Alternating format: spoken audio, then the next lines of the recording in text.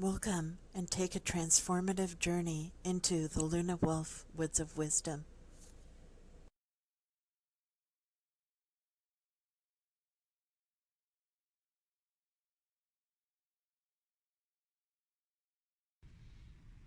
Hey guys, welcome back to the Luna Wolf Woods of Wisdom. And I am back again with another summer themed flip through of a deck. And this one is the Mermaid Tarot. So I've had this for a little while. I haven't done a flip through yet, so I was waiting closer to the summer months to do a flip through of it. And this one is published by Llewellyn. It's by Leeza Robertson, illustrated by Julie Dillon. So it's got a 78 card deck with a 288 page full color guidebook. So I love the decks that Llewellyn publishes. They're always amazing quality. So I'm really looking forward to using this one. I'm just getting the angle right here. So okay, so let's take a look at the box. So I love the fact that it's got a ribbon here, makes it easy to open. It's got a nice magnetic closure. When you open it up, it's nice and yellow and sunny and bright and optimistic on the inside. Love that. So this is the size of the guidebook. So as you can see, it's quite a huge guidebook, so I'm really looking forward to using it. It's quite thick. And just take the cards out of the box here. So it's got a nice ribbon enclosure.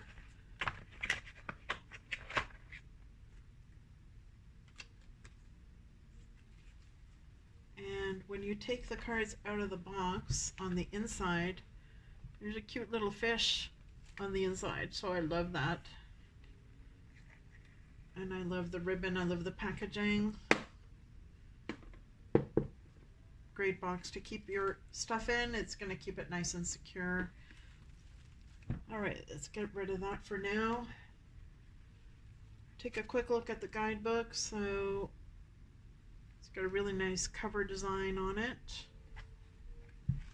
And the quality of the pages, nice and soft, high gloss pages, really good quality.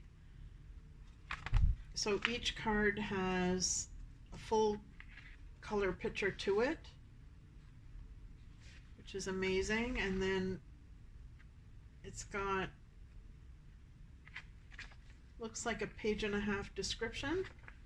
So it does include reversals as well. So it's got a good amount of information here on each card for the minors as well as the majors. So it's very easy to find the cards with this guidebook. And at the back there's room for some notes, which some people like. I don't usually use that myself, but it's nice that that was included. And in the back they've got some spreads here.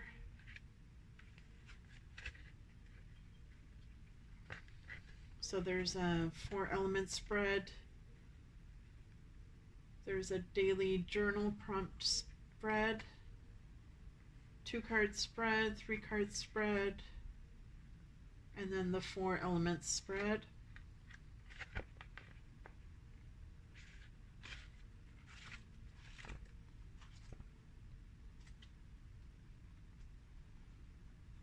And then at the front of the book they've got, as usual, tips about reading,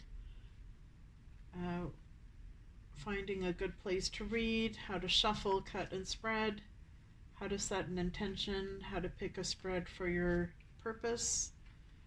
So this looks like a good guidebook for beginners as well as people that are more experienced. And at the front of the book it's got information about the numbers of the cards, so it's kind of a quick cheat sheet there. An explanation about the major arcana and the minor arcana.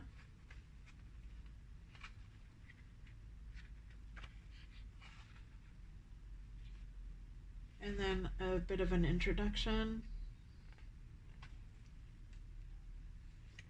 Okay, so I'm just going to read this tiny little paragraph because this part seems interesting. So she talks about the creation of the deck, and so she says that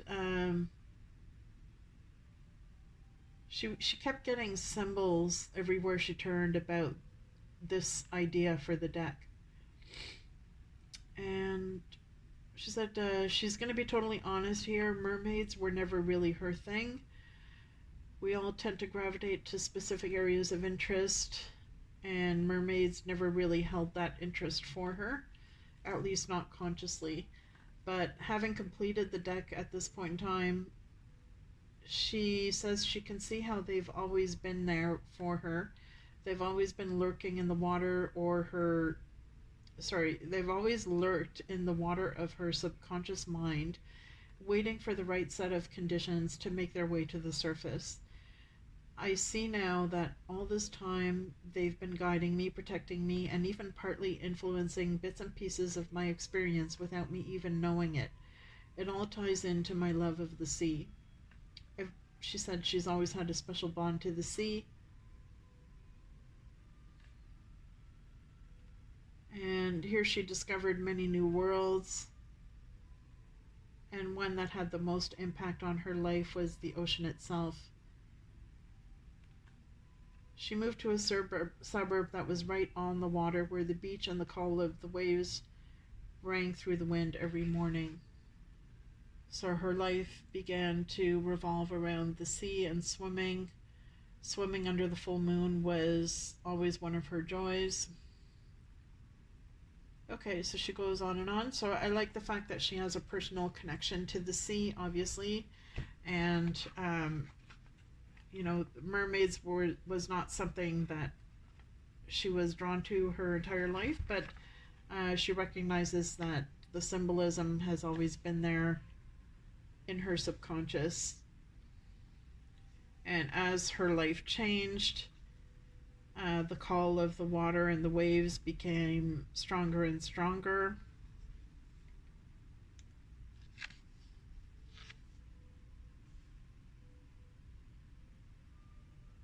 Okay, so I'm not going to go on and on about it, but I like the fact that she has a connection to the ocean, and that there's a deep personal intention behind the creation of this deck. And even if it's just in symbolism, that, the archetype and the myth of the mermaid is something that is within all of us, and, has been a myth for centuries now, and there's a reason for that. All right, so let's get into the cards. Okay, so the size of the cards is typical tarot size, so it's a good size for small or medium hands. I've got medium size hands, I guess. And so we'll take a look at the backs of the cards here. So they are not gilded. I like the fact that there's rounded corners, and the cardstock quality is good. It's not too thin, not too thick, flexible. There's a high gloss, and they are clearly reversible. Get a close-up shot of that backing. So it's got a nice pretty backing, pretty colors with the aqua and the green and the swirl of the, looks like seaweed. So it makes you feel like you're underneath the water looking up.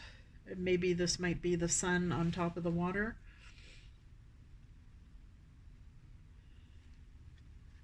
All right, so we'll take a look at the cards themselves. So they are borderless. They've just got a small little band here at the bottom with the number and the title of the card, and that's it. So they are high glossed. Doesn't bother me, but it may bother some people. All right, so I'm just trying to find a good position here. All right, try to avoid the glare.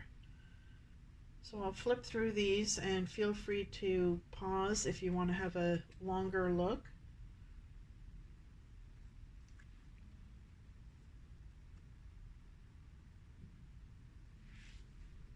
Actually, I'm going to see if I can back this up and then zoom in here.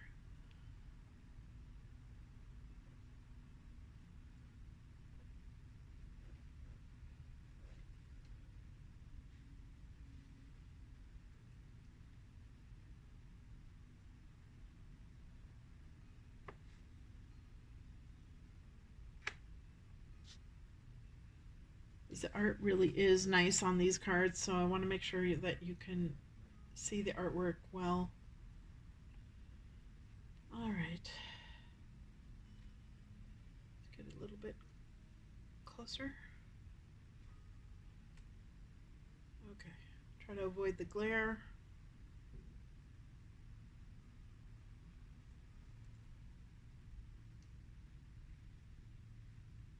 Okay, I think that's pretty good. So that way I can see what the title is on the card as I'm pulling them. So this is the High Priestess. So I love the full moon in the background there.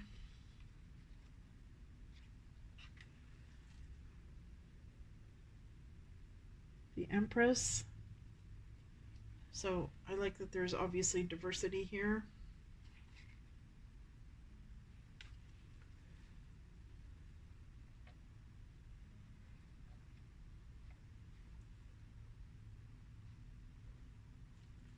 And the Emperor, so yeah, there's a male mermaid. So I like the fact that there's males in the deck and that there's different races represented, diversity. Just trying to get the light at the right angle here so that it's not interfering.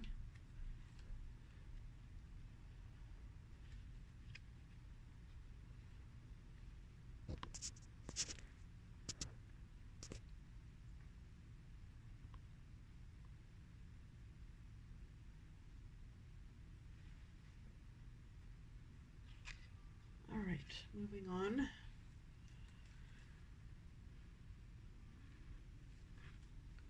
So here we have the Hierophant.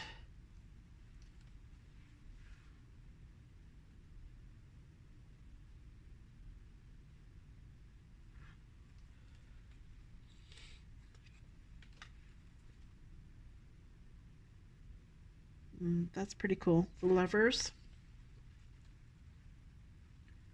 Hopefully you can see better if I get a little bit closer there, because the artwork is really amazing, so I want to do it justice here in the review. There, I think that's better.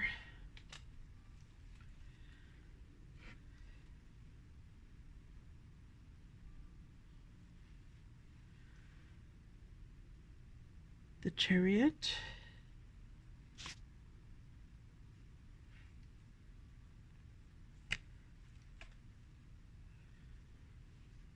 Strength. So I like the fact that they show something that is actually caught in fishnets, which unfortunately does happen, and so this is raising awareness of that whole issue.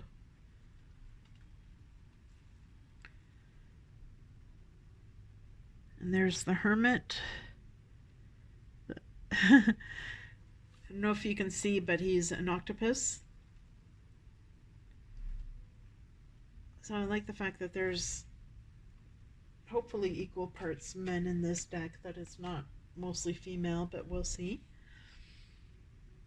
And that's the Wheel of Fortune, so I really like that one. Very well done.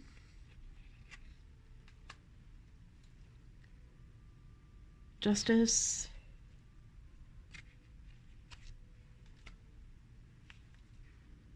The Hanged Man. Really like that. Caught in the net there. I think once we get through the majors, I'll pick up speed here because it's taking a bit long. Here's the Death card.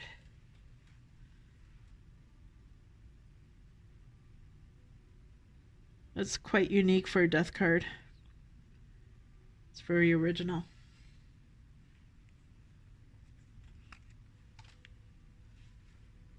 And there's Temperance. Nicely done with the shells. Hats off to the artist for this because they really did an amazing job. The Devil. That's unusual because here the devil is the one that's trapped, and oftentimes it's the devil that's usually depicted as trapping others.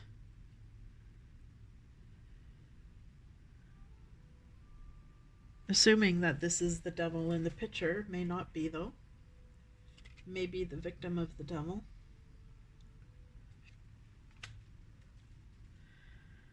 And the tower.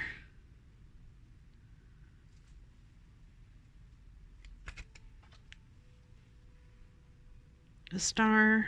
That's beautiful.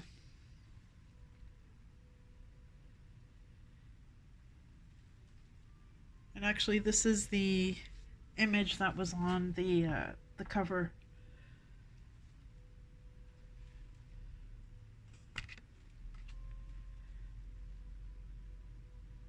Here's the moon card. Beautiful. Look at that moon.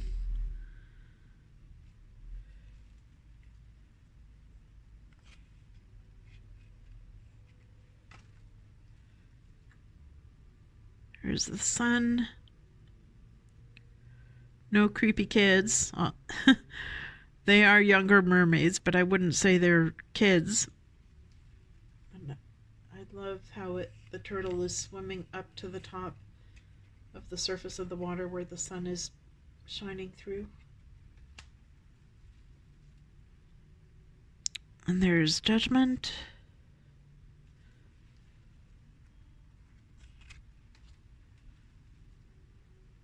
Here's the world. That's beautiful.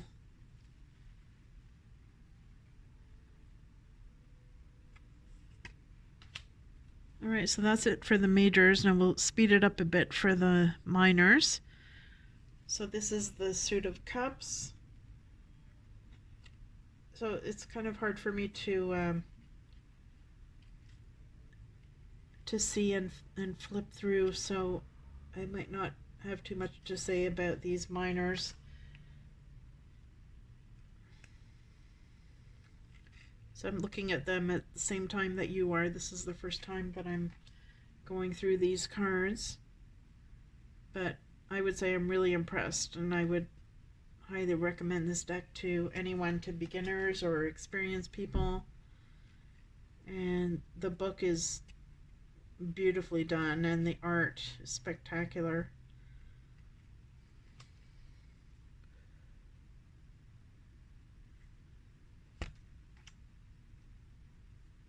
So anything with an ocean theme is great for connecting with your emotions or the depths of shadow work corresponding to the depths of the sea.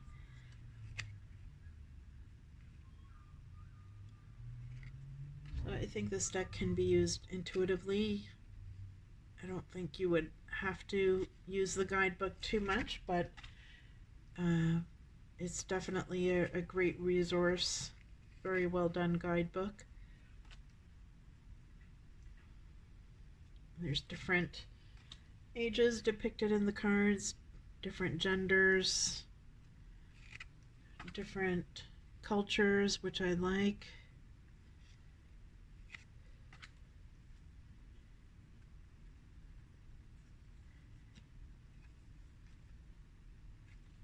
Haven't seen any pirates so far.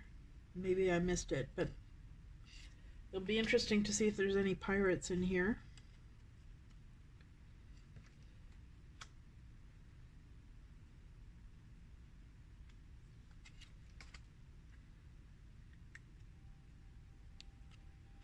So it's a great deck to use for the summer. It really gets you into the vibe. So if there's a day when the weather's not the greatest, you can just pull out these summer themed decks and feel like you're not missing out too much.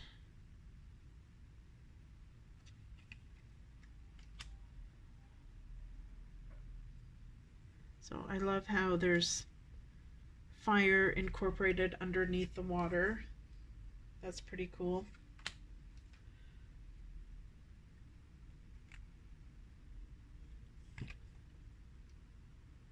Looks like there's some volcanic activity going on underneath the ocean, which is nice.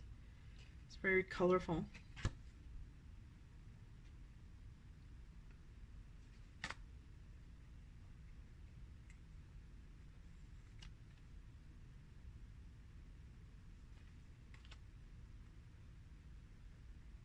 There's a lot of really nice cards.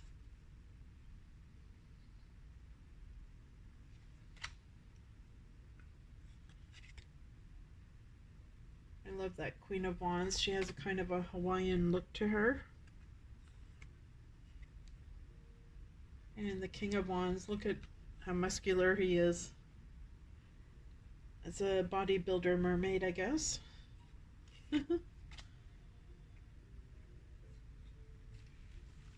Alright, so now we're into the Pentacles. So, how fitting for the Pentacles to have a treasure chest underneath the water. Perfect. I love that.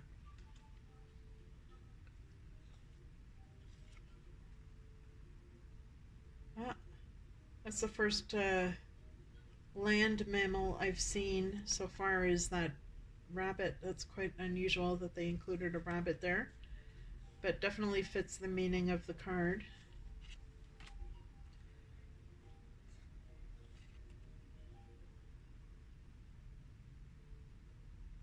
So I like how not everything is underneath the water. There's some variety to this as well. And she's in front of a waterfall in the last card.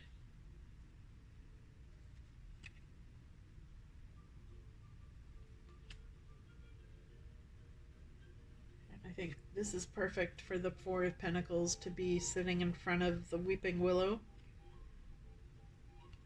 It's a good match with the emotions and the type of tree being depicted.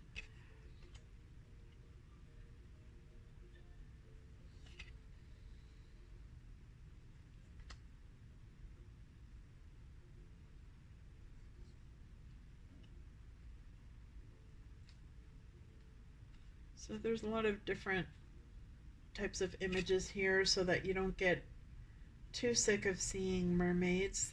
There's a lot of different things that are going on in these scenes. So there's a lot of action orientation, which is nice. And I mean, I didn't expect to see a deer, and looks like that's a, what is that, a fox of some, looks like a fox in the background, and a deer, and there's a bird there. And then there's a little frog, cute little frog at the bottom on the lily pad. So I like that, quite unique.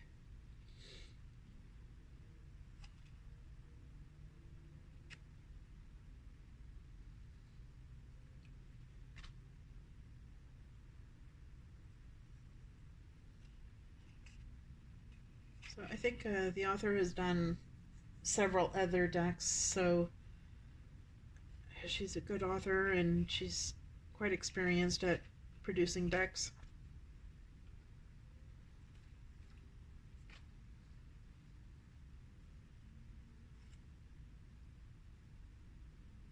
This card here, it's almost got like a fairy vibe to it. It's quite unusual.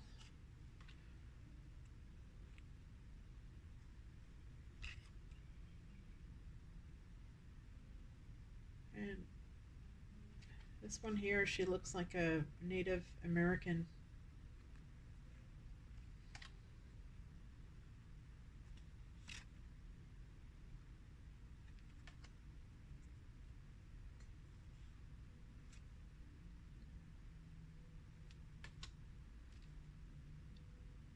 So now we're into the swords.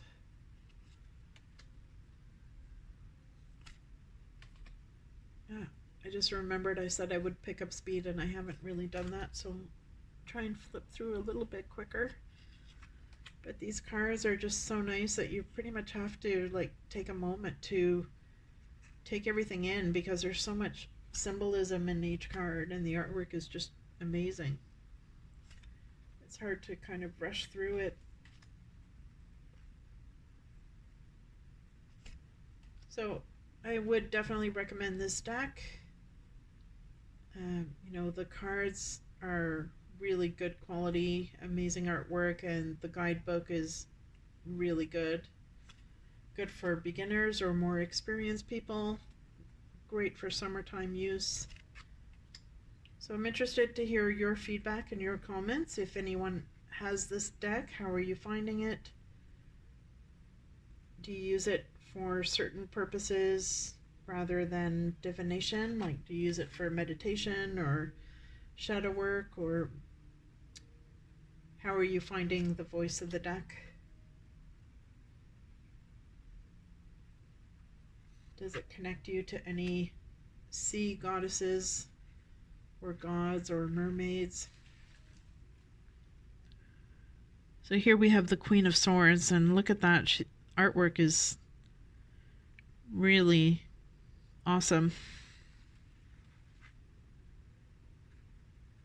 And the King of Swords, last card. Really well done. All right, guys. Well, thanks for tuning in. Please do like, share, and subscribe. And I hope you're enjoying your summer so far, at least trying to, with the pandemic going on. And please do stay safe if you're out there in the water.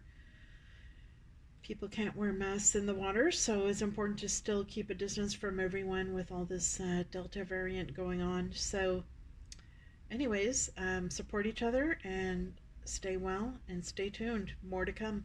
Take care.